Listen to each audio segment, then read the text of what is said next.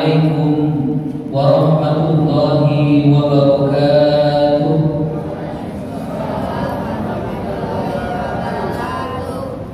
Alhamdulillahirabbil alamin. Alhamdulillahilladzi anzala ala 'abdihi al-kitaba wa lam yaj'al lahu 'iwaja. Walhamdulillahilladzi anzala al-furqana liyakuna lil 'alamina nadhira.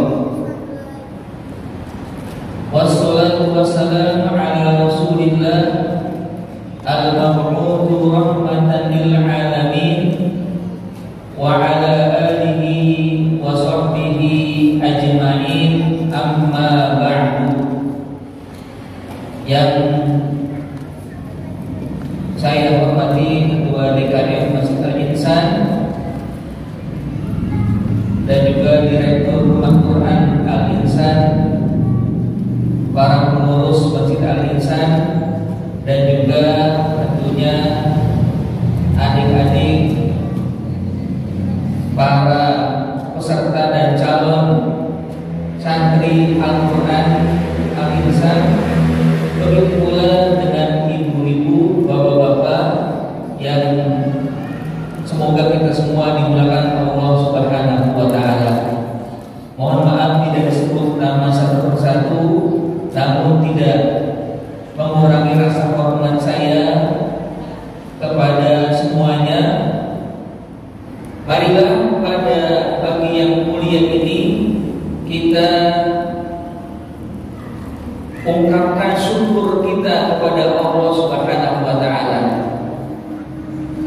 Kita hadirkan jiwa dan raga kita untuk Allah Subhanahu wa Ta'ala yang telah memberikan nikmat, baik nikmat hidup, nikmat bisa bernapas, hidup bisa berkumpul di salah satu dari rumah Allah Subhanahu wa Ta'ala ini.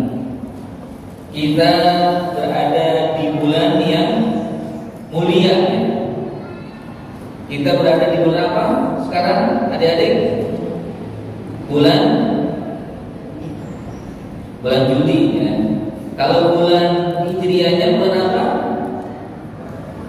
Bulan Zulhijjah. Bulan Zulhijjah itu adalah salah satu dari bulan yang dimuliakan Allah Subhanahu wa Ta'ala ya. Ada 3 bulan berturut-turut dimuliakan Allah, yaitu bulan Zulqa'dah, bulan Zulhijjah, dan bulan Muharram. Terpisah jauh dari urutannya, yaitu bulan Rajab. Jadi ada bulan yang dimuliakan Allah, dan tentunya segala kebaikan yang dilakukan oleh seseorang pada bulan-bulan yang dimuliakan ini, terutama ketika kita melaksanakan ketaatan kepada Allah Subhanahu wa Ta'ala, maka pahalanya dilipat gandakan, pahalanya dibesarkan oleh Allah Subhanahu wa Ta'ala, berbeda dengan amal ibadah perbuatan baik yang dilakukan di luar dari bulan yang dimuliakan. Karena itu wajib kita syukuri. Bagaimana caranya? Berusaha untuk selalu menjaga, berusaha untuk selalu meningkatkan amal-amal yang menjadi sebab kita telah mendapatkan pahala dari Allah Subhanahu wa Ta'ala. Kita tentunya bersyukur mendapatkan kesempatan untuk mengikuti kegiatan yang mulia ini. Masya Allah ya, saya mengapresiasi begitu besar kepada pengurus Masjid Al-Insan, kepada pengurus Rumah Quran Al-Insan, dan juga kepada guru-guru yang bersedia dan berusaha memberikan yang terbaik, dan juga kepada para peserta ini. Inilah kegiatan yang terbaik. Tidak ada kebaikan yang Allah Subhanahu Subhanahu wa taala berikan kecuali ketika berkecimpung tentang Al-Qur'an. Ketika di dalamnya mengkaji ayat-ayat Al-Qur'an. Kenapa? Karena memang Al-Quran sumber ilmu pengetahuan. Al-Quran merupakan sumber segala sesuatu yang ada dalam kehidupan manusia. Coba dibayangkan ya. Hidayah juga menjadi salah satu dari tujuan Al-Quran diturunkan. Hudan linnas, ya kan? Al-Quran juga merupakan obat penawar dari segala sakit yang dialami diderita oleh manusia. Syifaa'un lima fis sudur.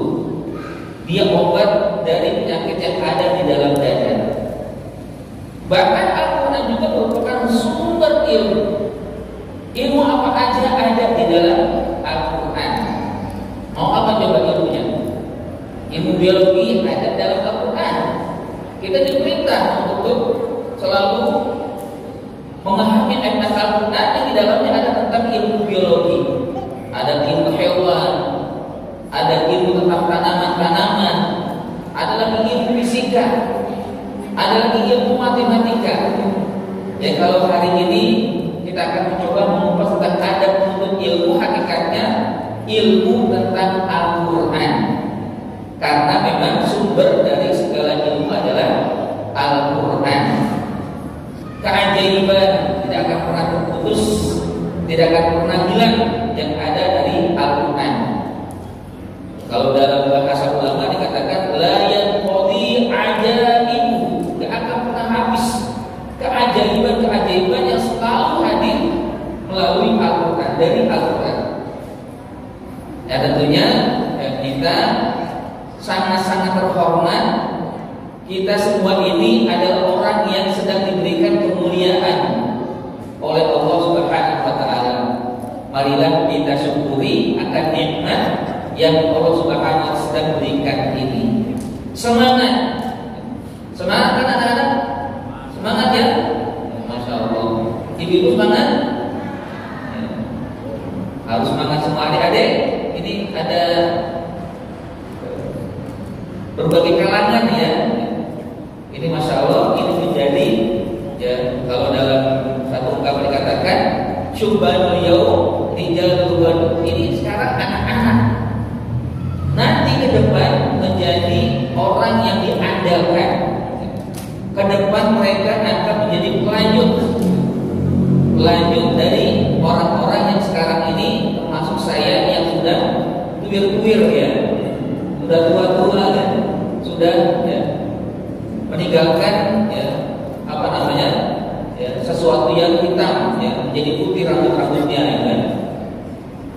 Karenanya ya, tentunya harus ya, senantiasa kita gerakan ya, orang tua memberikan semangat kepada anak-anak yang remaja, terus semangat, guru-guru juga yang memberikan kepada kita hormati, kita selalu menjaga. Nanti kita lihat bagaimana adab-adab kita kepada ya, orang tua, kepada guru, kepada ilmu yang kita dapat, ya tentunya juga kepada Allah Subhanahu wa taala. Tak lupa juga kita selalu sampaikan salawat dan salam ya, kepada Rasulullah SAW, Nabi kita, pemimpin kita, yang Nabi SAW pernah mengatakan ya, ini merupakan satu bisyarah ya, kabar gembira untuk kita semua. Jadi satu kali Nabi SAW mengatakan apa? Waditu anni liqa'a ikhwani. Aku kangen ya. Jadi kita ini dikangenin oleh Nabi. Pengen sekali aku berjumpa dengan ikhwanku, saudara-saudaraku. Sahabat yang mendengar kalimat ini berkata, alasna ikhwanaka ya Rasulullah, bukankah kami ini kata mereka sahabat-sahabat itu ikhwanku ya Rasul. Maka kata Nabi, bukan, kalian itu sahabatku, kalian adalah sahabatku. Sementara yang aku maksud, yang aku kangen, yang aku rindu kepada mereka ikhwanku adalah alladzi ya'ti min ba'di, yang datang setelah saya. Aku meninggal, mereka lahir. Aku meninggal, mereka hadir. Amanabi wa lam yarawni, mereka beriman kepadaku sementara atau meskipun mereka tidak pernah melihat aku.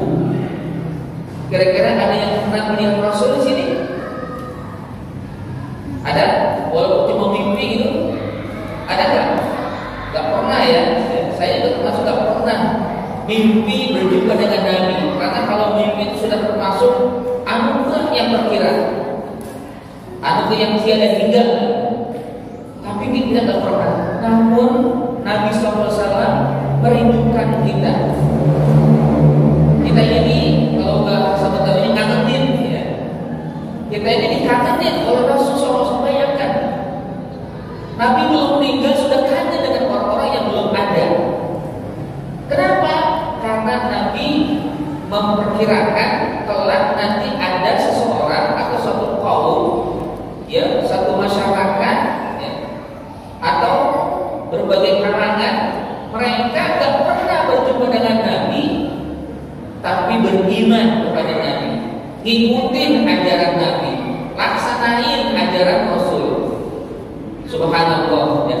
Ini bagian daripada langkah-langkah yang kita melaksanakan perintah Nabi, ajaran Rasul, ajaran Nabi, yang mudah-mudahan kita ini menjadi orang-orang yang sudah dikangenin oleh Nabi, sudah dirindukan oleh Nabi SAW. Bahkan dalam hadis lain juga termasuk yang menggembirakan kita. Jadi Rasul juga pernah mengatakan, tuba liman ra'ani wa amanani, beruntunglah orang yang melihat aku, berjumpa dengan aku, dan beriman kepada aku. Itulah sahabat. Sahabat banyak jumlahnya, sampai 10 ribuan, bahkan ratusan ribu. Bahkan mungkin banyak sahabat-sahabat yang hidup bersama Nabi, beriman kepada Nabi SAW. Tapi Nabi cuma sekali ngatain ini. Nabi cuma mengatakan sekali, tuba liman ru'ani wa amani, sudah cukup sebenarnya memang. Tapi Nabi setelah itu mengatakan sampai 7 kali. 7 kali Nabi mengatakan apa? Tuba liman lam yarani wa amanani. Tuba liman lam yarani wa amanani. Tuba liman lam yarani wa amanani. Terus sampai 7 kali. Maksudnya apa? Kata Nabi, beruntunglah, beruntunglah, beruntunglah, beruntunglah, beruntunglah orang yang gak pernah berjumpa dengan aku, tapi beriman kepadaku. Kira-kira enak kan? Senang gak kita? Senang lah ya. Maksud saya, ya semuanya kita senang karena kita dianggap beruntung. Insya Allah berbahagia. Kita gak pernah berjumpa dengan Nabi, tapi kita beriman kepada Nabi SAW. Inilah yang harus kita syukuri, dan kita juga sampaikan salawat kepada Rasul. Salawat ini bagian daripada kita menjawab kerinduan Nabi. Jangan sampai Nabi bertepuk sebelah tangan rindu kepada kita, sementara kita tidak rindu kepada Rasulullah SAW. Allahumma sholli wa sallim ala Rasulillah. Ya. Baik, Bapak dan Ibu sekalian, adik-adik sekalian, dan juga Allah Subhanahu wa taala, ya, izinkan saya berdiri di sini. Mudah-mudahan saya yang terbaik di antara Bapak dan Ibu dan juga anak-anak, dan juga ya ketua, baik juga pengurus, ya, guru-guru dan sebagainya. Namun ya berbagi ilmu tentang bagaimana kita hendaknya pertama melihat tentang ilmu. Yang kedua, bagaimana kita bangga dengan ilmu. Yang ketiga, bagaimana kita beretika dan beradab ketika akan menuntut ilmu. Jadi Rasulullah SAW, ya, bisa digerakkan ini ya. Ada ini enggak? Mungkin biar saya Jadi tidak bisa atau tidak ada yang bisa dilakukan tanpa ilmu. Semua sesuatu yang ada dalam kehidupan kita harus pakai ilmu. Ya, mau pakai baju pasti pakai ilmu. Ya. Mau makan pasti pakai ilmu. Ya, mau mandi juga pakai ilmu. Kalau nggak pakai ilmu berantakan hidup.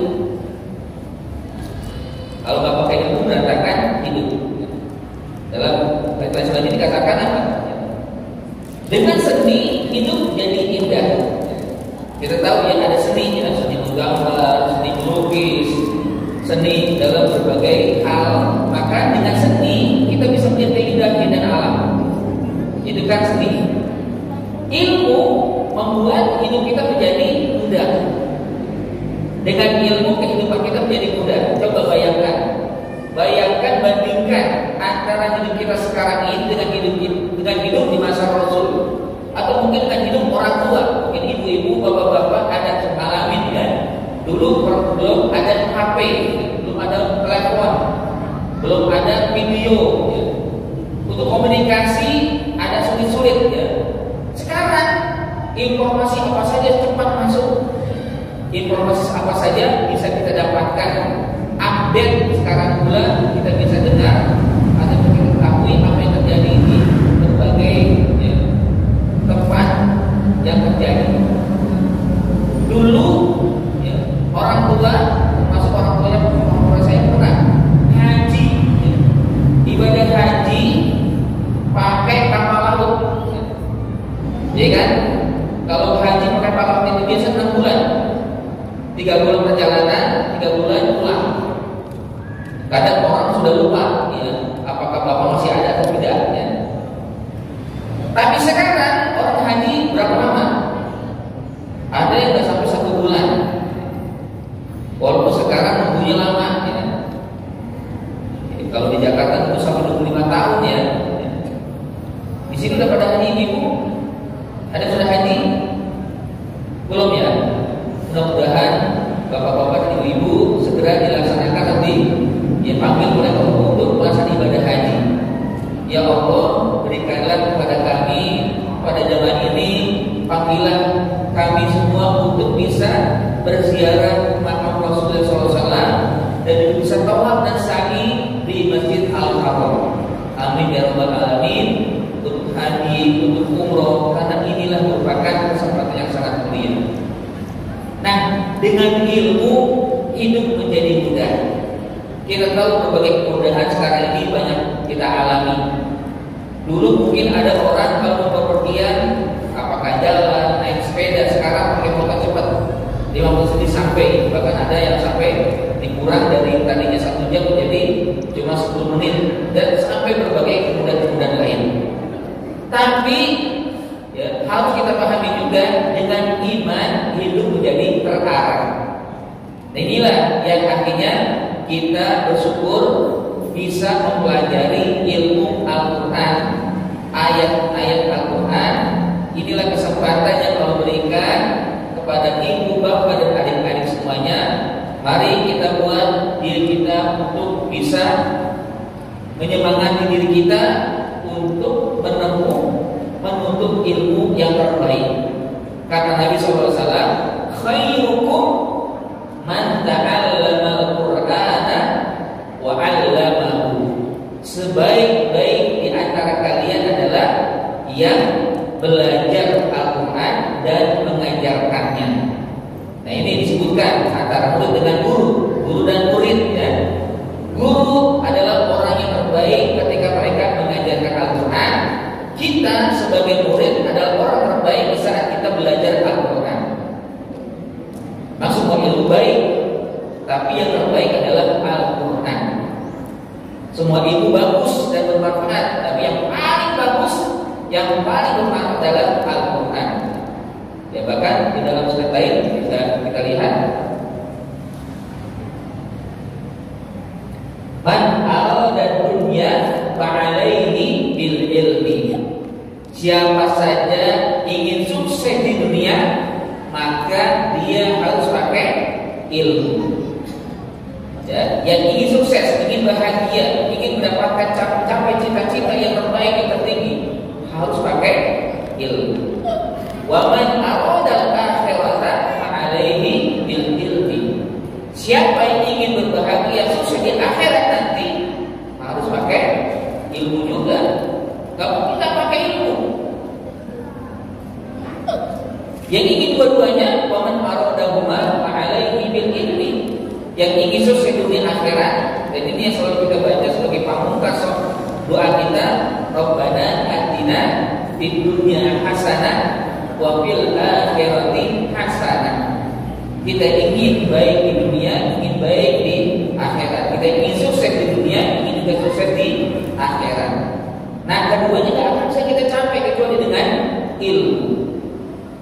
Dalam ungkapan lain bisa kita lihat ya, tentang selanjutnya, an-nasu kulluhum mauta illa al-alim.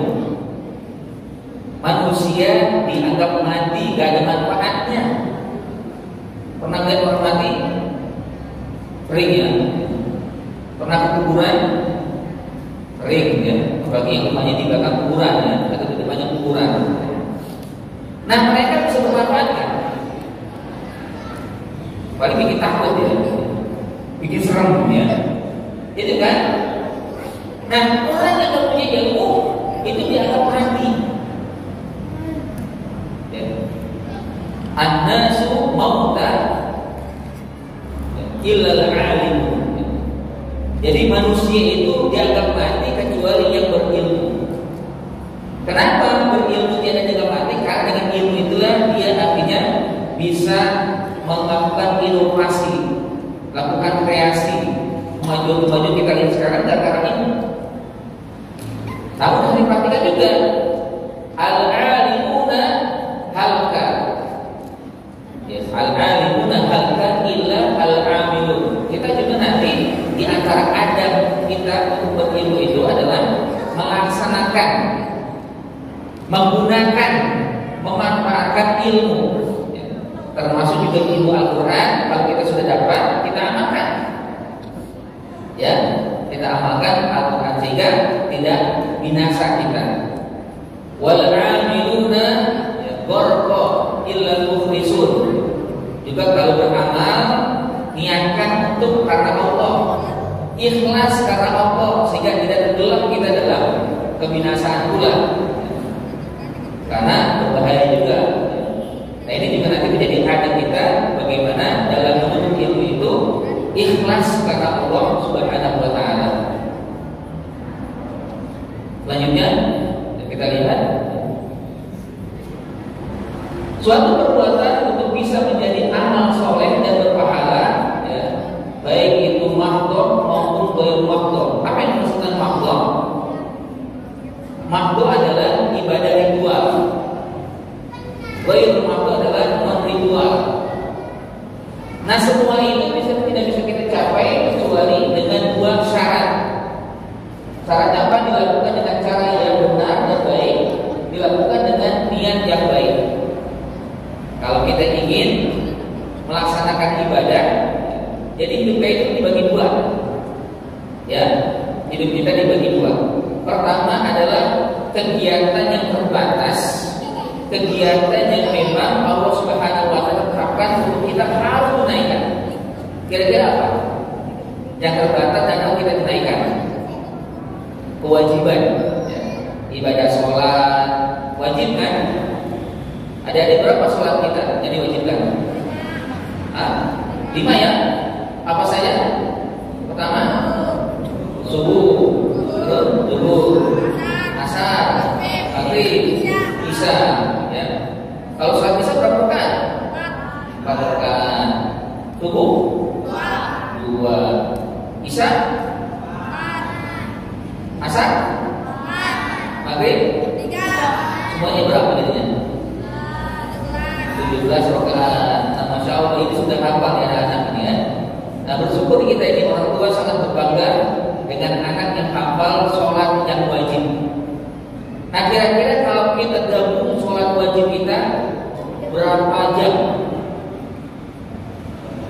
Ada nggak 5 jam? Kalau subuh 1 jam gitu, kira-kira bisa nggak? Mungkin kalau ada imam sholat 1 jam subuh, besok tidak ada lagi jamaah. Kira-kira sholat subuh berapa menit? Paling kalau sendirian apa habis 1 menit ya? Ada nggak 1 menit? Kan? Mana ada 1 menit ya? Mungkin kita hitung lah ya, bagi orang tua ya, bagi yang khusus sholatnya, ya paling batas 10 menit lah. Ya, setiap sholat 10 menit. Kira-kira kalau dibantu jadi berapa menit? 50 menit ya. 50 menit. Kita diberikan waktu oleh Allah berapa jam? 24 jam. Kalau dikurang 50 menit berarti sisanya berapa? 23 jam 10 menit ya. Masih banyak nih waktu yang belum kita pakai. Itulah mungkin tidur ya. Walaupun tidur saatnya juga bisa bermanfaat, bisa berpahala ya. Nah, caranya bagaimana untuk bisa kita manfaatkan sisa dari 23 jam 10 menit ini agar bermanfaat? Maka harus kita gunakan yang ghairu mahdhur, tidak ritual, untuk bisa mengkaji, belajar untuk ilmu. Ini ghairu mahdhur namanya. Ya, orang untuk ilmu bukanlah kegiatan ritual, tapi non ritual.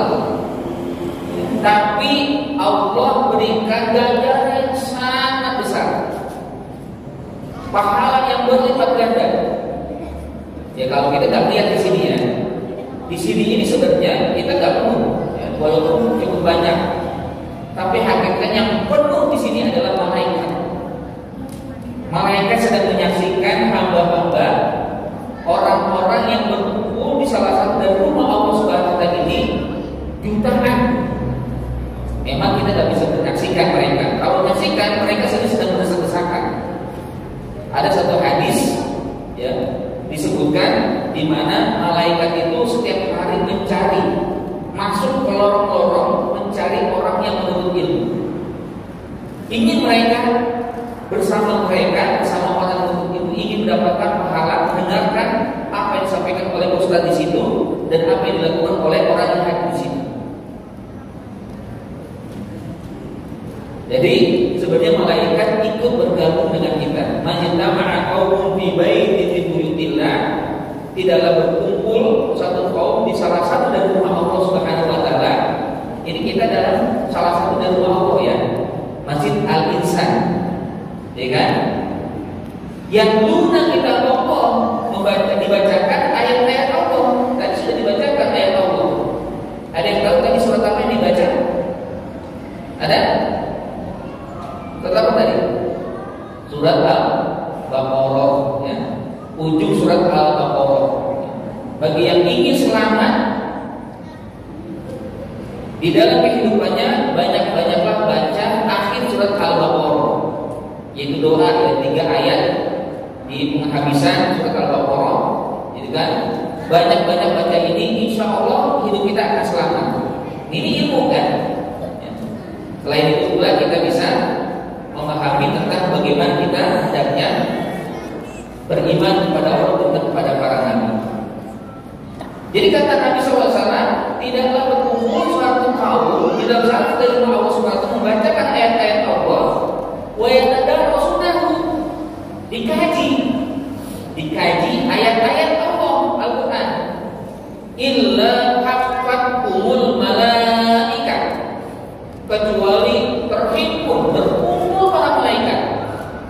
Gak dihitung berapa, tapi banyak, pokoknya sampai mereka masuk ya. Kalau bisa melihat mungkin lagi udah sedesakan gitu kan, mereka sedesakan ingin, karena mereka gak bisa berkesempatan kan, gak ada ulama di malaikat, gak ada, tapi mereka pengen untuk mendapatkan keberkahan ilmu. Makanya mereka bergabung di dalam komunitas yang ada di situ, majelis taklim. Bahkan Nabi SAW mengatakan bahwa syiatul rahmah, juga mereka diliputi rahmat Allah Subhanahu wa Ta'ala. Ya, makanya tidaklah rugi orang yang bergabung di dalam kajian ilmu, terutama tentang Al-Quran. Dan Allah berbangga ya, dan menyebutkan di hadapan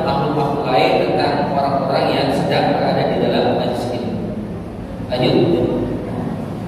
Nah, cara yang baik dan benar adalah sesuai dengan ilmu, agar kita bisa melaksanakan ibadah yang mahdoh, ibadah ritual, dan ibadah yang non ritual, agar kita bisa benar melakukannya dengan ilmu.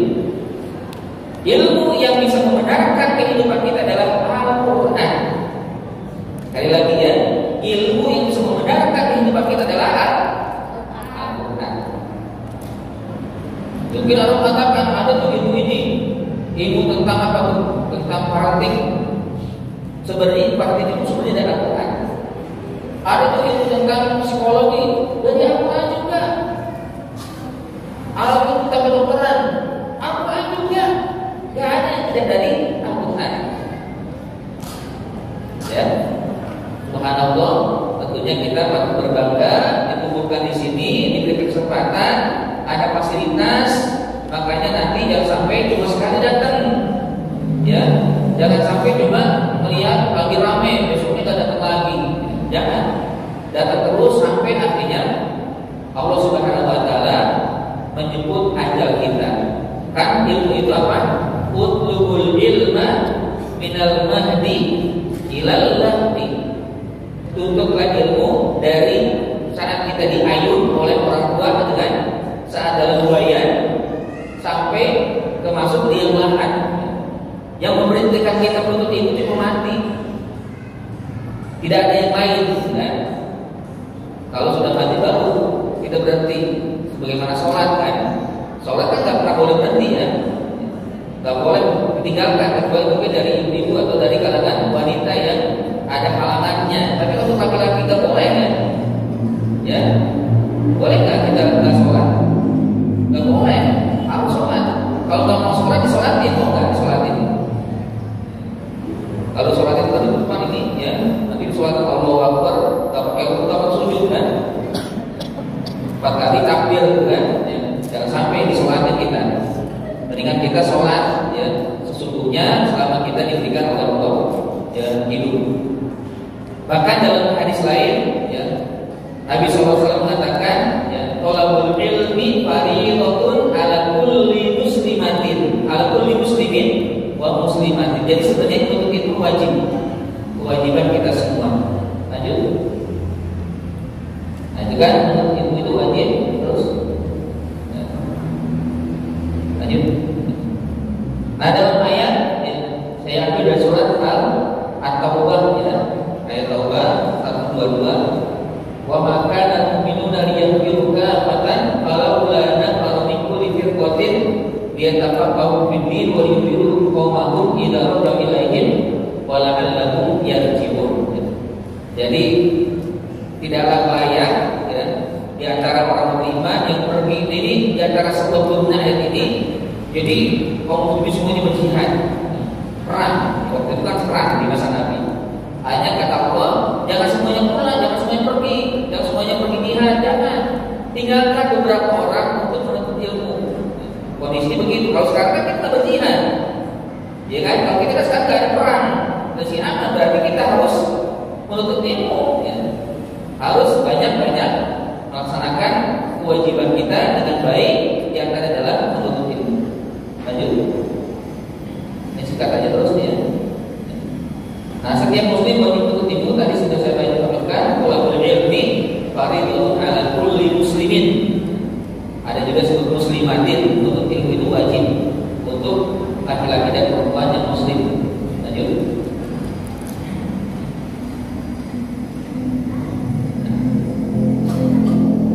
Nah, yang di kuning itu kalau mengatakan apa? Qul hal yastawil ladzina ya'lamuna wal ladzina la ya'lamun. Kalau tanya, sama enggak orang yang berilmu dengan orang yang tidak berilmu? Enggak sama kan? Enggak ada sama. Orang berilmu itu lebih baik daripada orang yang tidak berilmu. Syaitan, iblis atau jin atau mereka-mereka yang ingin melecehkan manusia lebih takut dari orang yang berilmu walaupun lagi tidur dibanding orang yang beribadah sementara dia nggak paham atau dia jahil, ya kan? Jadi setan itu lebih berani dengan orang yang beribadah tapi tidak berilmu dibanding orang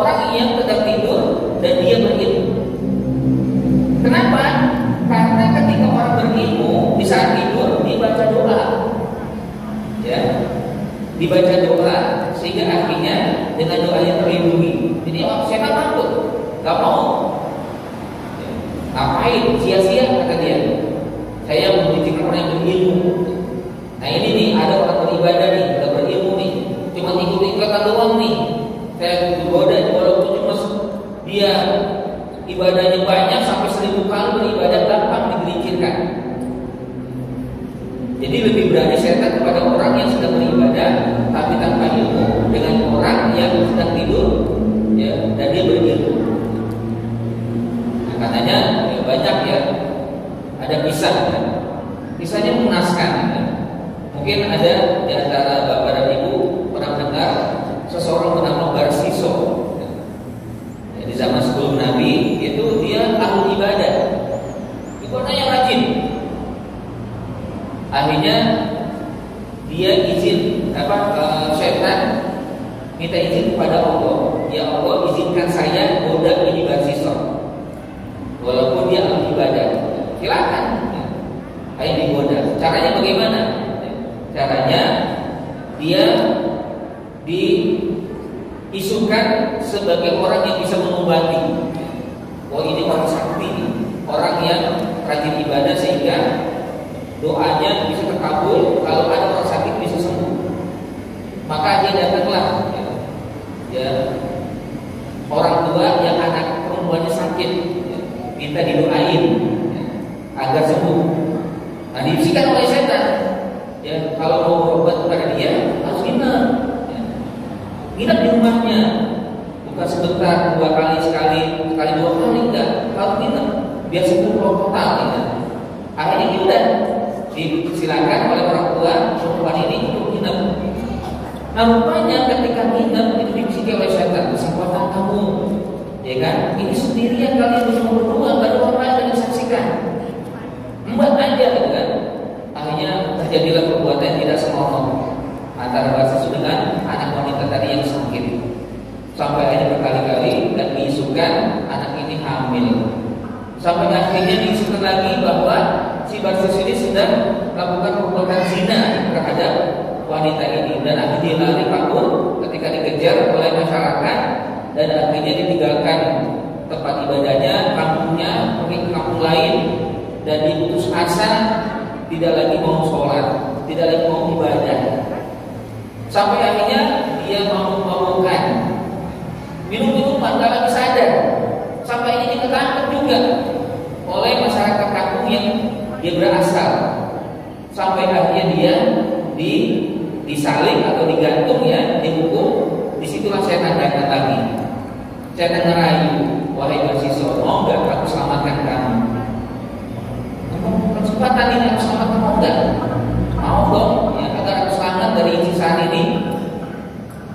Tapi satu syarat, agar aku bisa selamatkan. Syaratnya apa? Kamu tidak lagi beriman kepada Allah, tinggalkan Allah. Nanti aku akan selamatkan. Akhirnya karena ingin selamat, dia sudah, saya tidak lagi mau beribadah, saya tidak lagi beriman kepada Allah Subhanahu wa Ta'ala, karena gak ada ilmu, ya kan? Akhirnya dia setelah mengatakan itu malah mati. Gak lagi diselamatkan oleh setan. Itulah setan menjadikan orang. Nah orang berilmu begitu, udah berpikir panjang. Makanya ini anak-anak, mungkin anak-anak, gitu kan? Maka teruslah, ya, menuntut ilmu, ya, walaupun di sini non formal, tapi terus giat, apalagi tentang Al-Quran. Baik, selanjutnya. Nah, untuk ibu, jalan menuju surga. Jalan termudah adalah ketika seseorang menuntut ilmu. Ya. Jadi pintu surga itu terbuka lebar sebenarnya di hadapan kita saat ini.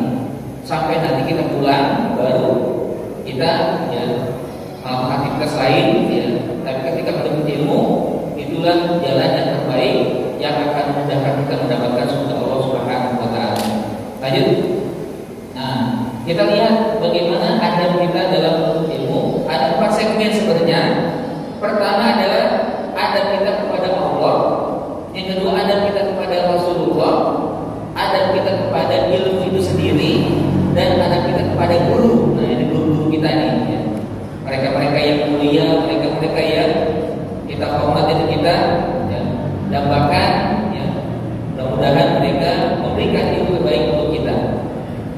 yang pertama apa? Adab kita kepada Allah.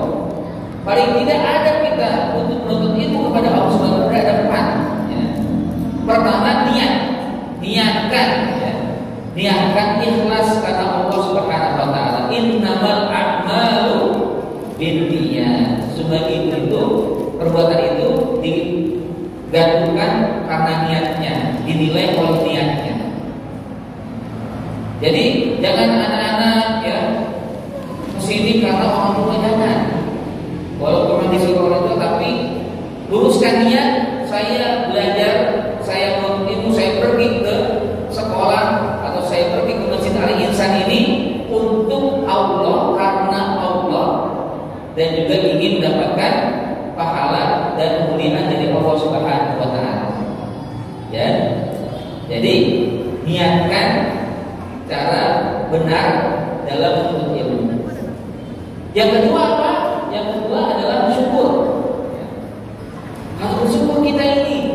Ya, ada kita dalam bersyukur di mata. Caranya bagaimana bersyukur di mata Allah? Caranya adalah dengan semangat, ya, dengan sungguh-sungguh. Ya. Karena di antara syukur nikmat adalah menjaga nikmat yang telah Allah berikan. Kira-kira nikmat apa yang Allah berikan kepada kita? Apa tadi? Apa nikmat kita sekarang? Sehat. Kira-kira untuk syukur di sehat itu apa? Jaga, ya kan? Kesehatan dijaga. Terus apa lagi? Nikmat yang lain? Hah? Apa? Banyak deh ya. Banyak lah ya. Nah, di antara cara syukur kita kepada Allah adalah kata-kata Allah, la in syakartum la azidannakum. Kalau kalian syukuri, aku akan tambah. Coba kalau kita jaga sehat, akan terus sehat, kan? Kalau kita jaga dan menuntut ilmu semangat, akan terus semangat. Kalau kita terus menjaga iman ini yang Allah berikan, iman akan terus diberikan keimanan, kan gitu. Nah, yang ketiga apa? Yang ketiga doa. Jangan lupa doa kepada Allah. Rabbi zidni ilma. Ya Allah, anugerahkanlah, tambahkanlah ilmu kepadaku.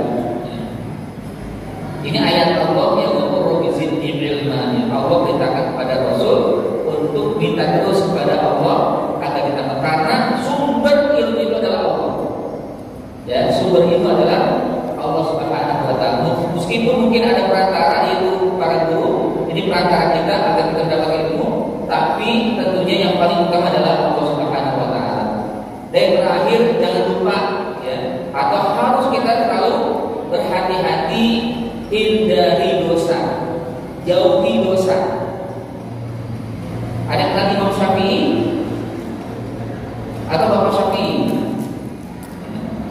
Imam Syafi'i adalah imam yang terkenal ya. Beliau berasal dari mana? Dari Palestina. Ya. Beliau berasal dari Palestina, terus tinggal di Irak, pindah ke Mesir, meninggal di Mesir. Beliau adalah orang yang menakjubkan. Di antara menakjubkannya adalah di saat dia tidur, itu fatwa banyak dikeluarkan oleh beliau. Jadi suatu ketika Imam Syafi'i kan murid Imam Malik. Ya, Imam Malik walaupun sebagai guru menghormati muridnya, membanggakan muridnya Imam Syafi'i. Sehingga anaknya Imam Malik heran, kok begitu muliakan bapaknya kepada muridnya. Sehingga akhirnya bertanya-tanya sang anak kepada bapaknya Imam Malik, kenapa engkau muliakan ya murid besar, kan dia yang memuliakan engkau? Hanya kamu belum tahu, kata bapaknya Imam Malik. Coba perhatikan. Ya, memang harus diperhatikan. Yang diperhatikan Imam Syafi'i itu kelihatannya. Dia sekali tidur, dia 2 kali tidur lagi, 3 tidur. Nah besoknya Imam Malik bertanya kepada Imam Syafi'i, wah Imam Syafi'i, apa yang kamu lakukan semalam? Padahal anak ini punya tidur gitu.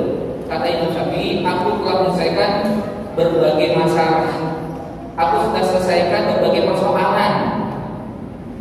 Maka kagetlah anakku, saya sudah seperti tidur aja. Itu di antara keajaiban yang dimiliki atau diberikan oleh Allah kepada Imam Syafi'i. Dan beliau juga hafal ya.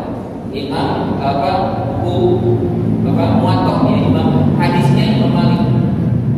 Nah, di antara kata-kata yang beliau sampaikan adalah juga pada situ syaqautu ila waqi'in su'ahibzi. Aku pernah menyampaikan kepada guru Imam Waqi' tentang kesulitan aku menghafal. Padahal kita tahu dia hafal Quran di usia 7 tahun. Nah, ini kita berharap nanti dari sini ingin saat ini ada anak-anak yang hafal Quran. Mau hafal Quran anak-anak? Semangat ya, hafal Quran. Karena dengan hafal Quran kalian akan menjadikan penerang cahaya untuk diri kalian sendiri dan juga orang tua. Nanti ada mahkota yang diberikan oleh Allah untuk diberikan dari anak kepada orang tuanya, sehingga orang tua heran, kenapa aku diberikan mahkota seperti ini? Apa alasannya aku diberikan mahkota yang mulia ini ya Allah? Maka kata Allah, berkat anakmu yang membaca Al-Quran, bukan menghafal ya, walaupun menghafal lebih baik. Berkat anakmu yang membaca Al-Quran, jadi belajar Al-Quran dan dia membaca Al-Quran, sehingga artinya didatangkan mahkota sebagai kemuliaan dari Allah Subhanahu wa taala, berkat mengajarkan, memerintahkan, memotivasi anak belajar Al-Quran. Di sini ada tempatnya. Inilah tempat yang salah satu yang disediakan oleh Allah untuk bisa menuntut ilmu. Maka jangan sia-siakan ya. Ibu-ibu semangati anak-anak semangat diri, bapak-bapak juga demikian, para remaja juga demikian. Semangat, ayo kita semangat untuk belajar Al-Quran. Nah, jadi Imam Syafi'i mengadu begitu. Padahal kalau kita mungkin banyak juga yang sudah hafal ya. Hari ini hafal Quran besoknya lupa. Ya. Kadang-kadang satu ayat dihafal, 2 ayat yang lupa. Ya. 2 ayat dihafal, 3 ayat yang lupa. Ya. Karena banyak banyak apa yang mungkin kita lakukan. Nah, akhirnya apa yang disampaikan oleh gurunya Imam Waqi', wa arsyadani ila tarkil ma'asi. Ya, beliau menyampaikan kepadaku, menasihati kepadaku untuk meninggalkan maksiat. Jadi maksiat itu menghambat hafal, ya, menghambat hafalan, hafalan saja ilmu yang lain juga Al-Quran itu menghambat. Maka jauhilah, hindarilah perbuatan dosa, karena dosa itu akan menjadi menghambat masuknya. Bahkan beliau juga mengatakan wa akhbarani bi anna ilma nur.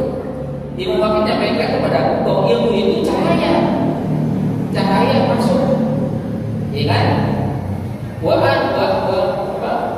nurul la yudlil 'asi, dan cahaya itu tidak akan masuk, tidak akan diberikan kepada orang yang suka maksiat. Ya. Orang yang suka maksiat tidak akan mudah masuk kepadanya ilmu.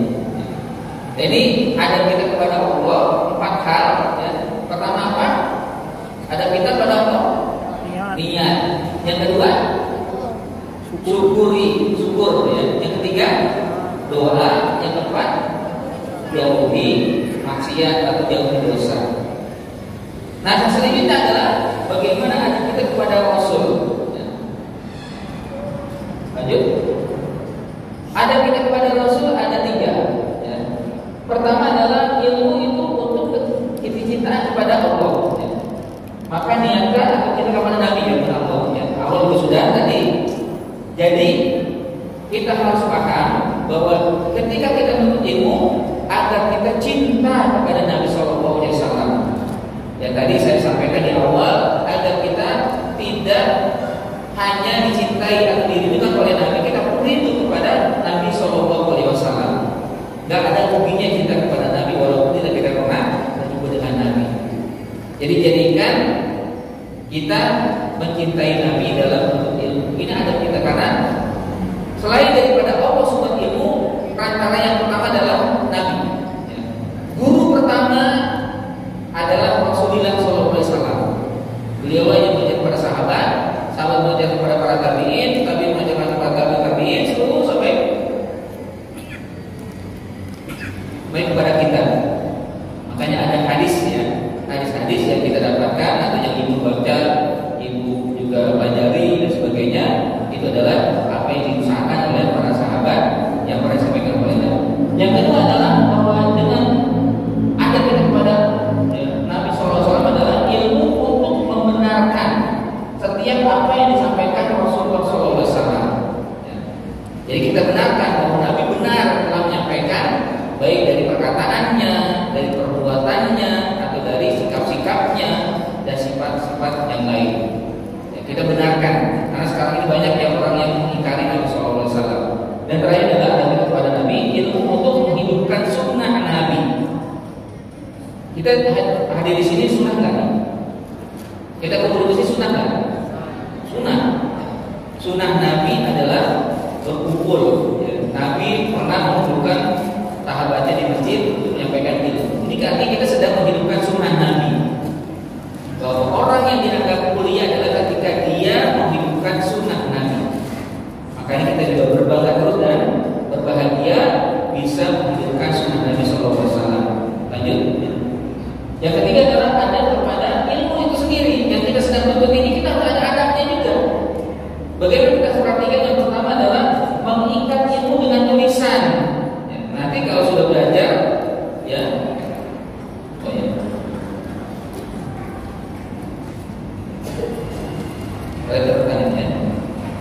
jadi mengikat ilmu dengan tulisan, ya. Jangan lupa nanti ya, kalau belajar pakai bawa buku dan pulpen. Ya. Jadi nasihat Imam Syafi'i juga kan, ya, bahwa ilmu itu seperti buruan, tulisan adalah talinya. Ya. Maka kalau kalian berburu, ikat kalau sudah dapat. Begitu juga kalau kalian berburu ilmu, catat. Jangan ngandelin otak, ya. Kalau otak saja mungkin besok lupa, ya. Sebagaimana tadi kita dapat satu ilmu, rupanya dua, ya. Tapi kalau dicatat, lupa dibaca lagi. Yang sudah catat akan dapat lagi. Yang ketiga adalah yang kedua adalah mengamalkan ilmu yang telah dipelajari. Amalkan, walaupun yang sakit amalkan. Yang ketiga tidak untuk sombong. Kalau sudah dapat ilmu jangan sombong, ya. Jadilah seperti apa? Padi. Ya. Padi itu kalau sudah menuai semakin merunduk, ya. Seakan-akan dia memang berbobot. Ya. Memang orang berilmu itu berbobot. Tapi jangan sampai mengatakan orang lain tidak punya ilmu, ya. Jangan sampai akhirnya dia yang menyembuhkan diri. Terakhir, ada kita kepada guru. Nah ini guru kita yang kita hormati, yang kita muliakan, ya. Semua harus kita, ya, tampilkan ada kita kepada mereka-mereka. Pertama adalah menghormati dan memuliakan guru, apalagi guru Quran, ya.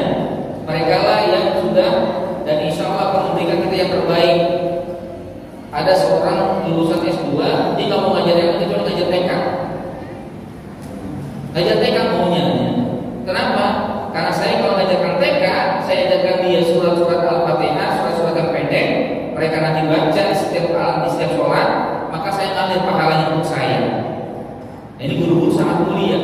Kalau mereka membacakan kepada kita Al-Quran dan kita ikuti, kalau kita hafal, maka yang kita baca pahalanya melanjut pada mereka.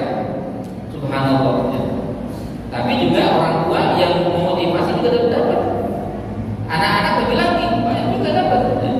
Maka marilah kita hormati, kita hargai usaha mereka, ya. Mudah-mudahan mereka diberikan kesehatan, diberikan kekuatan untuk membimbing kita agar kita bisa meraih dan mendapatkan ilmu yang banyak dari mereka. Yang kedua, mendengarkan baik-baik apa yang disampaikan guru. Ya. Jangan kalau lagi guru nyampaikan, cuek-cuekan, ya. Santai, ya, apa yang ngomong jangan. Yang perhatikan dengan jelas, ya, fokus, ya. Karena mereka sedang berjuang untuk bisa membuat kita pintar. Dan terakhir adalah bahwa penampilan yang baik dan layak dalam majelis ilmu, ya. Pakaian, kerapihannya dijaga, ya. Karena dengan itu menunjukkan kesungguhan kita dalam menuntut ilmu. Terakhir kali adalah ayat Allah Subhanahu wa taala. Allah Subhanahu wa taala berfirman, "Yarfa'illahu alladziina aamanu minkum wal ladziina utul 'ilma darajat." Allah akan mengangkat dua kelompok, ya. Dua orang yang memiliki karakter, ya. Yaitu orang beriman dan berilmu, ya. Allah akan angkat derajatnya orang beriman dan berilmu dengan derajat yang sangat banyak. Ini kenapa? Karena dua inilah yang menjadi penuntun hidup kita. Iman membuat hidup kita terarah, ilmu membuat kita menjadi mudah.